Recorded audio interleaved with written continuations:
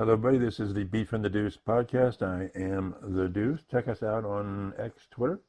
Always good stuff happening over there. Beef, how's your day? Oh, just busy as usual. Yeah. This would be our first episode on the YouTube. On the YouTuber, yeah. On the good old YouTube. So that's pretty exciting stuff. Yeah, we are going to be exclusively on YouTube now. Yeah, it'll be awesome. Nice little change. Good stuff happening. So just search, of course, Beef and the Deuce, and you find us. Yep, you'll find our I don't even know how to explain our voices, our beautiful voices on the YouTubes. Something like that, yeah. So anyway, but there's no time limits. It's just kind of a free willing. I know everyone is interested in hearing us more. Of course, why not? At least we are, anyway. Yeah, hook 'em Aggies. Yeah, there you go. Okay, so last 2 weeks we did the top 5 teams we thought of the Big Ten, and then the top 5 games of each of those teams. And we did the SEC last week. And I thought, well, okay, there's more teams in football than those two conferences. And even though it seems like it's only those two. Pretty much. But there's more, there's going to be 5 playoff spots that you're going to earn. So there's going to be 5 conferences. And Big Ten and SEC are only 2. And then there's obviously going to be probably some at-large, and that might include Notre Dame. So we're going to talk about what I think, and probably, hopefully, Beef thinks are probably the top 5 outside of the Big Ten and SEC. And I have Clemson, Florida State, Notre Dame, Utah, and Oklahoma State. That's what you got for that, Beefer. I feel like it's pretty unanimous with that. Yeah. Obviously, Notre Dame, that's probably the number one. Yeah. But Florida State, Clemson, that's a given, I think. I think those two programs will be pretty decent coming out of the ACC. Mm-hmm. Florida State? A lot of people, I don't know. You're out by yourself on this one, I think. A lot of people do like Florida State. Yeah, I do like Florida State. I think DJ transferred over from Oregon State's big. Mm-hmm. So they have a big body quarterback. He's not, I wouldn't say he's elite, but I think he's serviceable for what they want to do down there. Right. Clemson's so hit and miss. Yeah, well. But out of the SEC and the Big Ten, like who else is out there? Right. I'm looking at the ACC, and it looks like Clemson and Florida State are the 2 teams out of that conference that are going to make it, right? Yeah, I think so. And one of them, somebody out of the ACC is going to make it. So, so I think those 2 are pretty solid in this specific question. Mm-hmm. And then the other 2, it's. You don't like Utah? I like Utah. I like the 17th college year of Cam Rising. Yeah. So he's pretty experienced. Yeah. But Utah's just been hanging around, injury or no injury for Cam Rising. They're there. They're listed to be the number 1 out of the Big 12. They're picked to be the winning of the Big 12. Yeah, and solid defense. That puts them very solid defense. Yeah. Oklahoma State though, I like them. I like the offensive side of Oklahoma State. The defense is it's just kind of just meh. Give up a lot of points, but they have really high scoring, paced offense. Yeah, it's enough. A lot of running. Enough to get them highly ranked. We got in the CBS poll, Oklahoma State is 18, Utah is 13, Notre Dame is 7, Florida State is 10, and Clemson is listed as 14th in their poll. Okay. So Clemson, they're going to play Georgia, Florida State, and he gets very iffy at this. It's an easy schedule. Obviously, Florida State and Georgia, the 2 Big E's, and I put in Louisville, Virginia, and Pittsburgh, and I don't know about those at all. But I think they would get a good path to make it to the championship game. You don't like the Citadel? You don't think that's a tough game for November 23rd? The Citadel? I don't know. You tell me. It's going to be a no. That's a no con. The Citadel? Haven't heard a lot from them lately. No, not a little bit. Yeah. So, yeah. It's a very easy schedule. Yeah. Welcome to the ACC. Yeah, it's very easy. Obviously the L for Georgia. Yeah. I think. I could see 2 losses. I could lose to Florida State. Yeah, I could see that. Definitely one. Definitely one. I'm looking at this Virginia Tech game. Okay.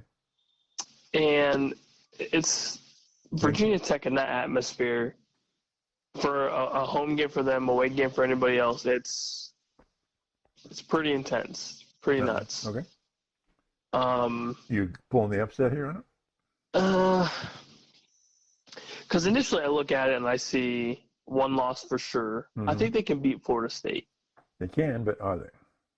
I think they can lose to them easily too. I think they can lose. I see. I'm gonna go 3. I'm gonna go 3 losses. 3 losses, 9-3. I think I'm gonna go 3 losses, and I'm gonna eat that Vodtech upset. So you're saying Virginia Tech beats them, Georgia beats them, and who else beats them? FSU? Yeah, I'll say Florida State, Georgia, Vodtech. Okay. Interesting. 9-3. Ugh. Yeah, I think the away game, and obviously, I mean, when you look at obviously this is super early on, but Clemson's only favored by 4.5. That's pretty small. Mm-hmm. And the money line Virginia Tech's at plus 170, so it's not massive. Mm-hmm. So obviously the Vegas bettors out there are thinking something. Mm-hmm. So yeah, I mean, maybe if this Louisville team was last year's, I would look at it a little bit more. But no, not really. Yeah, I can see 3 losses. Okay. Florida State. They play Clemson, Miami. These are the teams, I think. Clemson, Miami, Notre Dame, Florida, and University of North Carolina. Oh, boy. They can lose some games here. Yeah, that's tough. That's tough. I can see definitely 2. I could see 9-3 easy. Let's see here. Definitely 10-2. They could lose to Clemson. They could lose Notre Dame for sure. North Carolina is not a pushover. No, not at all. Interesting. It's a schedule's kind of. Yeah, they got a tough. Yeah, it's kind of tough. They got way tougher than Clemson does. Way tougher. Oh, absolutely. Wow. I'm just kind of looking through here. Yeah, the Clemson they could easily lose. Miami could be tough. Miami's interesting. That's what I'm looking at. Miami's interesting. They're a top 25 team ranked. Miami's very interesting. Yeah. Notre Dame, I think, probably no. Especially, and it's in South Bend, so that's tough. So I think 1 there. You don't see any problem out of the swamp with Florida? No, Florida's just kind of eh. There's a strange of a program right now. I feel like there wants to be some sort of belief that Florida can turn it around, but it doesn't seem promising. Not this year. But yeah, I see a Miami loss. I can see a Clemson loss. That's tough. That's tricky. It's very tricky. Mm-hmm. I'll say 2 losses. I'll give them the win for Clemson. So but I think they lose to the U. And Notre Dame. And Notre Dame, yeah. So you got them at 10-2, Clemson at 9-3, and I'm going to assume that those are going to be the 2 teams in the playoff in their conference championship. Yeah. Okay, let's just go to the Big 12. As such as it is, I had to look up who was in the Big 12 because it was such a mess. Well, it's all over the place. Utah, they're projected as the number 1 team in the Big 12. They play Oklahoma State, Colorado, Iowa State, Brigham Young, and I threw in Arizona there. Okay. They could. I don't know. I think there's a loss in there somewhere. At least one. If I had to give them a loss, because quick glance, it could be an undefeated season. Could be. Quick glance. Mm-hmm. Oklahoma State. I would say they lose to Oklahoma State. Okay. I think close, high scoring game. I think they lose. So I'll give them the one loss there. You don't even think it's going to be close with Iowa State? No, not really. Brigham Young. Because the Baylor game could be somewhat interesting, but if you look at their last 5, they've lost. So it doesn't really help from last season. Right. Obviously, it's different, but mm-hmm. and it's home for Utah, so that obviously helps. So you're going 11. Oklahoma State's also away, so that's a interesting little tidbit. So you're going 11-1. Yeah, I could see 11-1. Okay. And their big opponent should be on the poll. Should be Oklahoma State. Of course, they play Utah. They play Kansas State, Colorado, Brigham Young, and I put in West Virginia here. West Virginia's getting some love here lately. As they should. Oh gosh, this schedule is interesting. Mm-hmm.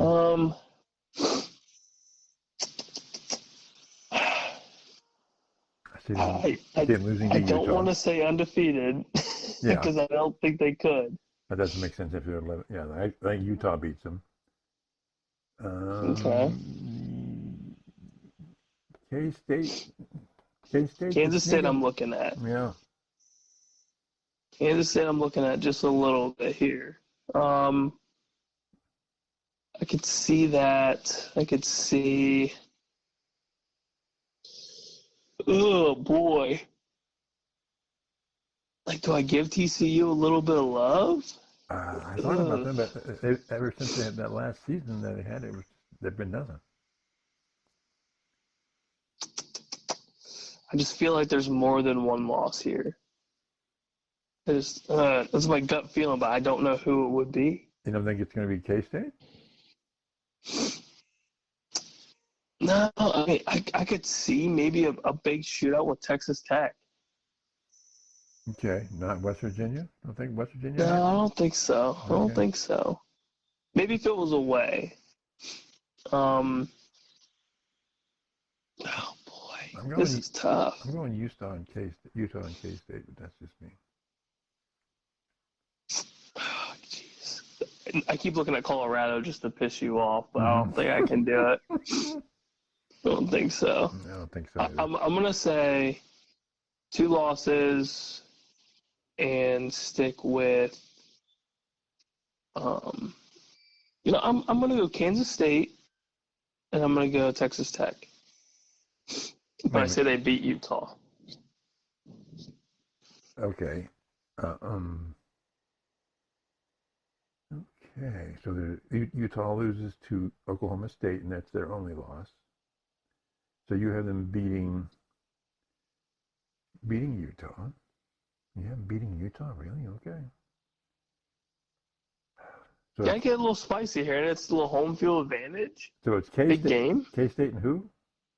I say they lose to K-State, at Kansas State, and Texas Tech. Texas Tech. I like a Texas Tech, Little air raid offense, little hook 'em Raiders. So you've got them at 10-2. Utah 11-1. Okay, let's assume those will be in the championship game. Who beats each other? I think Utah comes back and avenges. I think Utah comes out. What's that? I think Utah comes out with the dub for the championship. Yeah, I do too. Clemson and Florida State in their championship game.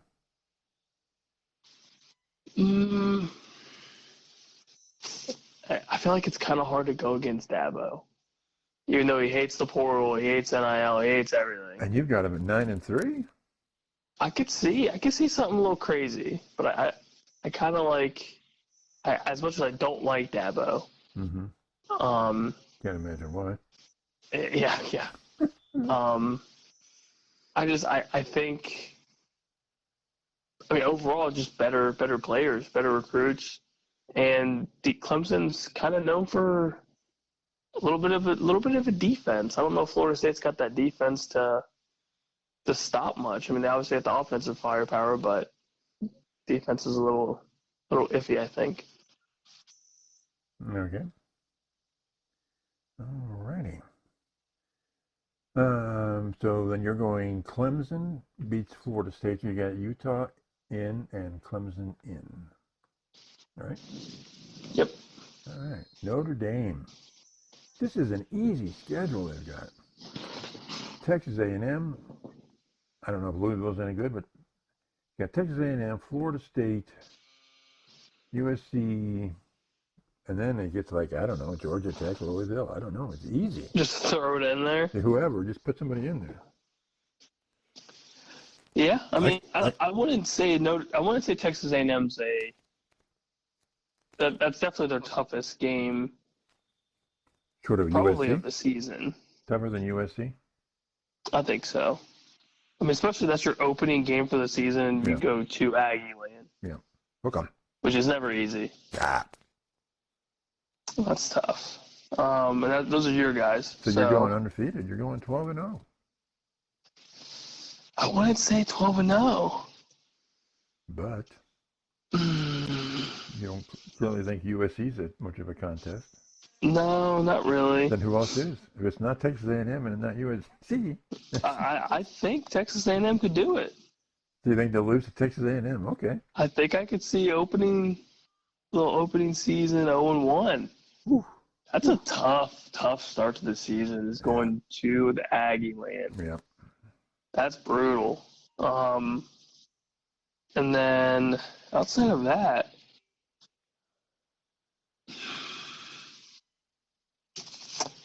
I'm looking at the USC game and I don't know.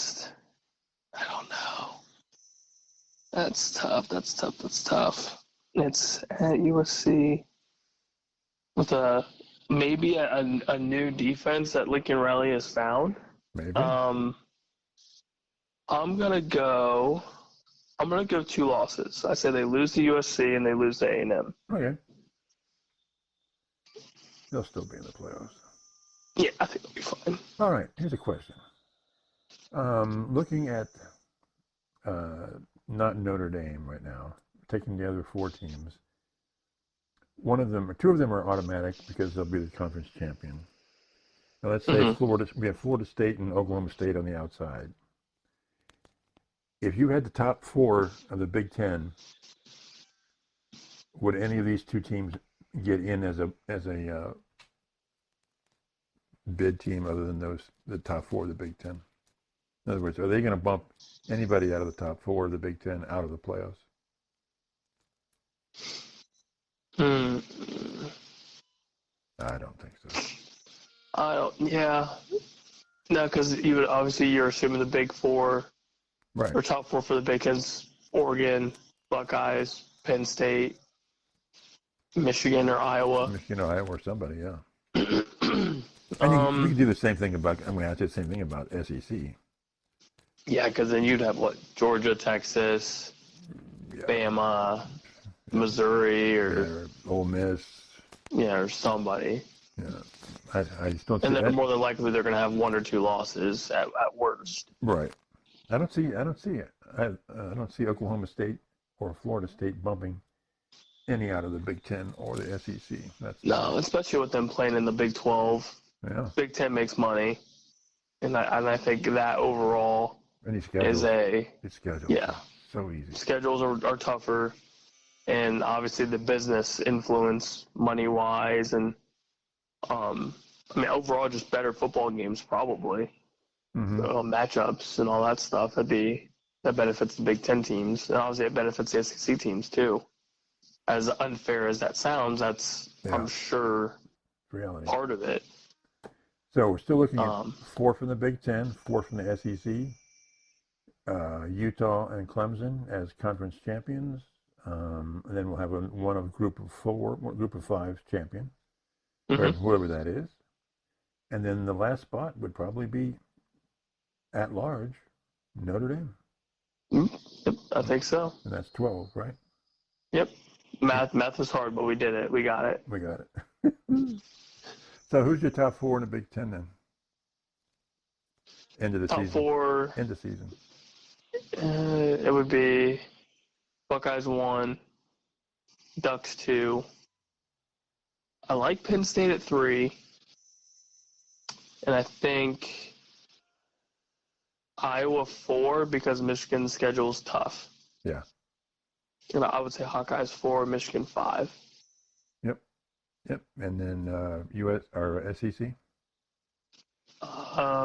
Like Georgia still wins outright. Right. Texas close second. I wanna say Ole Miss 3. Mm-hmm.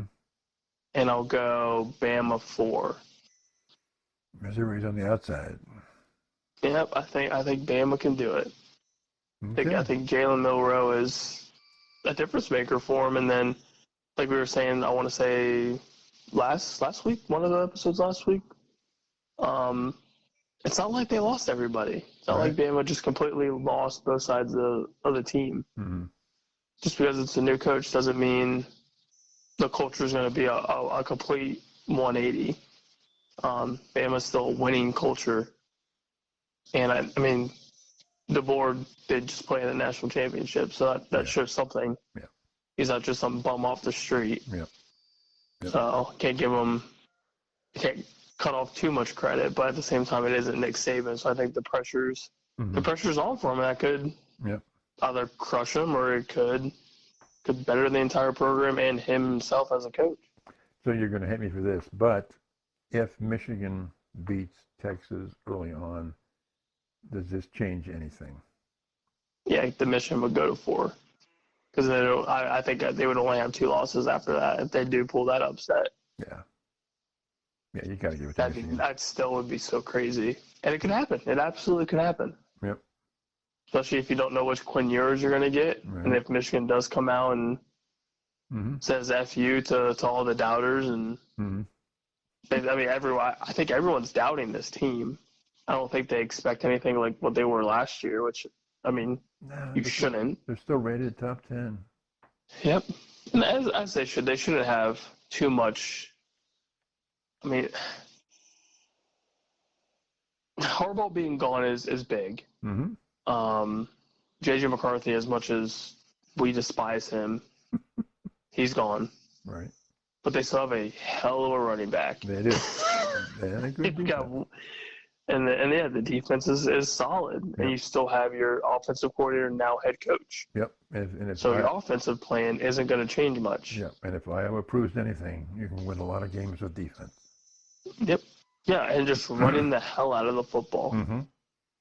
Just ask Penn State. Yeah, Jesus. They had to be so embarrassed last year. Yeah, that was bad. That's bad. Okay. But yeah, I mean, Michigan at 4 could very well happen, but they would have to pull an upset win against Texas, Oregon, or the Buckeyes to make that happen, I think. Yeah. Okay. That's it for that series. What else we got? A little pro action going on here? Yeah, so dive a little NFL here. It's a question that's been bounced around as of the last couple of days because of, finally the preseason's here, which whether you like the preseason, dislike the preseason, football's back. Right. Finally. Whether it's, for me right now, it's background noise, which is great. But a question came up that I have seen more so today is with specifically the rookie quarterbacks. So you've got talking Williams, right? Caleb Williams, Bo Nix, J.J. McCarthy, so on and so forth. The big names that came out of this past draft all made their preseason debuts in the last couple of days. Right.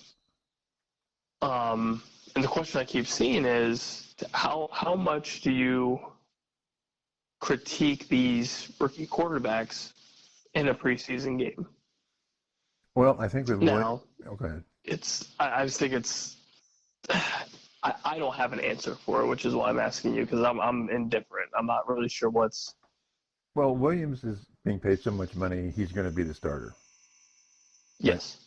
So it obviously he needs work, but I don't think the preseason affects his starting job. I don't. Nix, I think, will be the starting quarterback. I think he should be a starting quarterback. So the only one I can think of that it would really have a material impact would be McCarthy, because they've got another quarterback that, a starter that can play for a while, and McCarthy can, be on the sidelines learning. So I don't think McCarthy is a shoo-in for game one starter. Would you agree with that, or do you think it's a done deal? Oh, if anything is taken away from that game for him, is that JJ McCarthy is just ass. Like, first game, it was just terrible. Mm-hmm. And then obviously looked better with, like, the third team, mm-hmm. like the third string team, obviously, which is, I mean, those guys are probably not going to even make the team. Right. And then he started throwing deep balls and looked whatever. Mm-hmm. So we agree about Williams. Yes, I think overall he's already been named the starter. This is just live practice, basically, which is good. And he looked good. He actually looked good. What's your view on Nix? I know you're not as big a Nix as I am. I was pleasantly surprised today. So I got to watch a little bit of it. Right. And he looked respectable. Yeah. His stat line, 15 completions, 125 and a touchdown, and ran the ball pretty well. Yep, that's pretty good for preseason. Yeah, and then I know you're going to hate it, but Zach Wilson also looked okay. Now, this is obviously second, third string guys, whatever. But new team, new offense. But he's not a rookie. But still, it's still a quarterback battle, which I love it. I love the drama.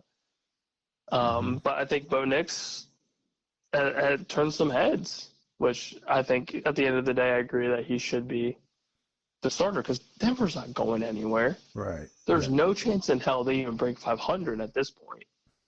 Okay. Start your rookie. Yep. Give him some experience, because Jared Stidham's not going to take you to the promised land. Right. Zach Wilson's on his second team because he's just bad. Right. But yeah, I thought Bo looked good, and obviously going back to Caleb Williams looked good. Mm-hmm. Now we'll see how that works out in the actual season with first stringers and blah blah blah blah. Yeah. Not a rookie, but a name that just popped up in my head: Justin Fields. Stat line solid, but he's still fumbling the football, which Mike Tomlin hates turnovers. Obviously hates all that, and says that negated what he did well on the field with the two fumbles. Yeah. That's a no-no. It's a no bueno for your boy there, dudes. Yeah. It's no bueno. Now, was he fumble happy in Chicago too? Yeah, I mean, he's the ball likes to hit the ground when he is either in the pocket, scrambling, whatever. The ball is just everywhere. So I'm wondering if, now obviously this is only one preseason game, is that going to halter any chance of him earning the starting spot if he continues to fumble the football, and then you have to deal with Russell Wilson under center for more than 6 weeks. Right. Because I think the talent's there. Yeah. I just can't be fumbleitis. Yeah, jeez.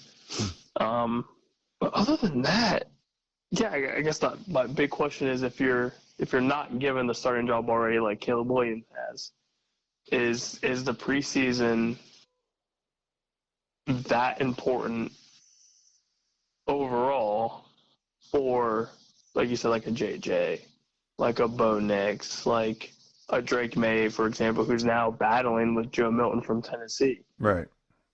Like, is the preseason more important than what you see in live practice, or is preseason just? Well, don't you think it's a matter of what your expectations are for that player? In other words, are people saying, well, Bo Nix, by all rights, should be the starting quarterback unless he F's it up?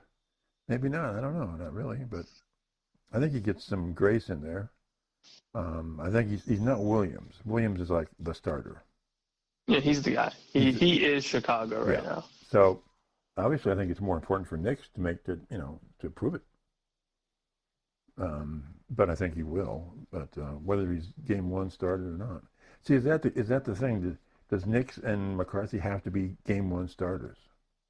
I don't think so. I don't think JJ does. I think for Denver's fans' sake, that they probably want to see Bo. And I think for the team too, I think Bo's the better of the three. Mm-hmm. It's just he's a rookie. He's got to get up to speed. Yeah. And I think JJ. I think there's a little bit of rush because they drafted him so high. Yeah. But at the same time, they paid Sam Darnold a lot of money for 1 year. Yeah, they did. A lot of money. $10 million's a lot of money for 1 year. Yep. So they obviously see something. And I think him in San Francisco previously benefited him. Mm-hmm. Now, anybody that's drafted by the Jets, that's just I don't even know how you want to describe it. It just sucks. Like your career kind of sucks. Mm-hmm. Unless you're Sauce Gardner, who's one of the top cornerbacks in the league. Mm-hmm. So obviously that didn't jumpstart his career by any means, but I think the time in San Fran under that coaching staff will benefit him with Kevin O'Connell and his offense, which is somewhat similar. Mm-hmm. And so I think that would be good for him. And at the same time, it's maybe it'll be good for JJ later. But yeah, game one for him was no bueno. Mm-hmm. And the Twitter world let him feel that. Mm-hmm. Yeah. it was bad. But yeah, I think it's like you said, it depends on what your expectations are. I mean, if you're a first round quarterback and you're drafted in the first round, they expect you to be on it. Ready to go. Yeah. But there's no mistakes, which rightfully so. Mm-hmm. You're paying these dudes a ton of guaranteed money. Mm-hmm. Don't suck. Yeah. Yeah. But some of them will. That's the thing. It's too much money. Whew. But anyway. The guaranteed stuff is nuts. Yeah. But I mean, it is what it is. This is the football world that you love. So now, are you going to confront me with this whole Ayuk situation in the Browns? Yes. Here we go. I've been waiting for this. So, obviously, I know you have your love for Amari Cooper. Yes, I do. And so does every quarterback that has gone through that roster in the last year or two. And there's been plenty of them. And there's been plenty. Obviously, your boy Joe Flacco, R.I.P. Oh, my God. Loves himself so Amari Cooper. Yep. So it recently came out that the Browns tried to trade for Brandon Ayuk from the Niners in exchange for some draft picks from the Browns and Amari Cooper. Mm-hmm. And that was ultimately declined by Brandon Ayuk because he didn't like the quarterback situation. I mean, he doesn't like... he didn't like Deshaun. Okay. So, curious, would you have been upset if that trade went through? I think it'd have been bad for the Browns. I don't think they need him. I think Amari Cooper's more than fine. And we just give away draft picks and money like crazy. So that would have been my. I mean, if he'd come to the Browns as a receiver, he'd have been good, and that's great. But I think just as a move in general, I would just have kept Amari Cooper. He's a Brown. Yeah, because you're also paying Brandon Ayuk top tier money. Yeah.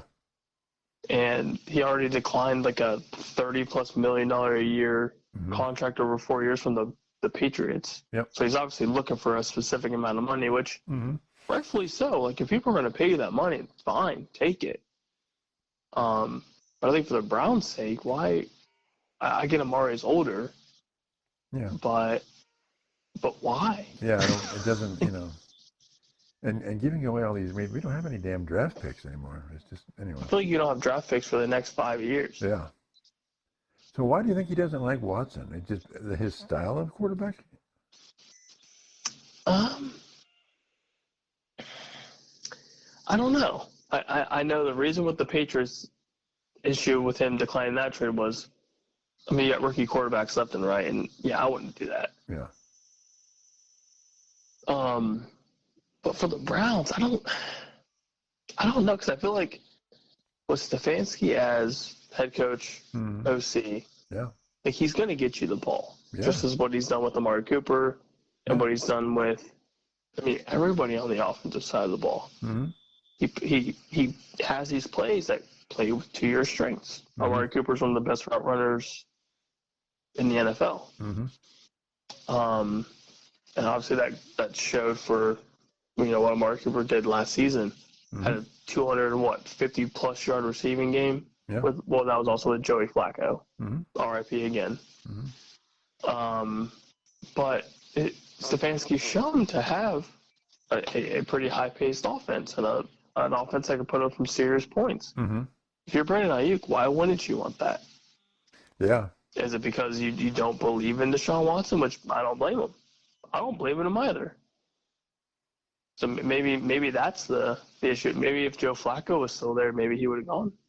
Do you think if Watson had been healthy last year and been the quarterback and done fairly well, then Ayuk would have been fine with that? I think the trade would have gone through. Yeah, which is still crazy to me that they would trade Amari Cooper away solely because of age. I think that was the only reason, was because he's older and Ayuk's in his prime. Yeah. There's nothing to do with the synergy between him and the quarterbacks in the QB room, or what he's already done. Yep. Front office is ready to wheel and deal him, which Amari Cooper, I'm pissed. I'm pissed, but at the same time, I get to go to the Niners. Brock Purdy slinging me the rock. Yep. I have Shanahan just ready to dial me up. Sweet. Working in the Bay Area instead of Cleveland. Oh, absolutely. And it sounded like Amari wasn't going to be terribly opposed to it if the trade happened. So right. It's a little interesting, but I figured you'd love that sort of drama. Well, we love drama at Cleveland, Well, yeah, but then you get your nice little stadium here built up in the next handful of years. You doubted me left and right on this, and I told you early on that's going to happen. I told you where it was going to happen. You're like, no, it's not. No, it's not. And now it's smack dab. What'd you say, Brook Park? Brook Park, baby, right by the airport. Right. You're a genius. Exactly what I told you. Oh well, we can't all be me, I guess, right? No. Yeah, I figured the IU question you would get a little kick out of, but hey, you saw Amari Cooper. Deshaun's either gonna just be very mediocre or he might be okay. Who knows? But this is it's a very telling year for Deshaun. Do you think if he's mediocre or less than mediocre or whatever, that they just decide they're going to eat the last 2 years and bring in somebody new? I would assume they would either give DTR another shot, or they try to sign some veteran. Right, but they're not. They'll just abandon Watson and say, "Here's your money." And I feel like they would have to. Yeah. Unless they're so pot committed to him that they just they eat it, so to speak, but they still start him. But in that case, the fan base is just going to boo this coaching staff and this ownership out of the out of the stadium. If he doesn't prove himself this year, I think they'll just say, "Well, there's $100 million down the drain." Yeah, and there's no shot in hell for a team to trade for him. Yeah. Oh no. There's no chance. Yeah. And if you release him, you still owe him all that money. Still pay him, yeah. So yeah, I mean, if you want to eat $100 million and you don't care about that, then which pretty much be my guest. You haven't gotten any money out of your contract, really, right? Oh yeah, they've been eating it already. Yeah, $240 million just going nowhere. Yeah, I mean, for your sake, hopefully he's decent, but I don't see it. Well, we'll find out. I don't see it. I mean, maybe if you get Nick Chubb back earlier than expected, which it sounds like he's coming back within the next handful of weeks, maybe ready for game 2 or game 3 of the regular season, which would be huge. Yeah. Huge for my fantasy team too. That might be the game changer, but yeah, it's a big head scratcher there. Yep. Anything else we got going on? We're getting ready to start playing football here. We're ready for fantasy draft season. I know you're ready to draft your defense, ready to draft some kickers. Yeah, tight ends too, baby. I'm adding to it. Or just click that auto draft and take a nap. That's yes. Uh-oh, you've unearthed my secret. Auto draft, take a nap. Take a nap because I'm going to leave it as is. It's whatever. So yeah, we're diving into some good pro football talk coming up. Obviously, college football's coming up soon, real soon, 2 weeks. 2 weeks, yeah. And then obviously I will give you my my fantasy football insights to obviously help you. Oh, right, yeah. Everybody who says they help me, they're like, no, I'm not helping you. So. But yeah, we're getting closer and closer to full-time football. Yeah, good stuff. All right, well, that's it for us, and we'll talk to you guys next time. Bye.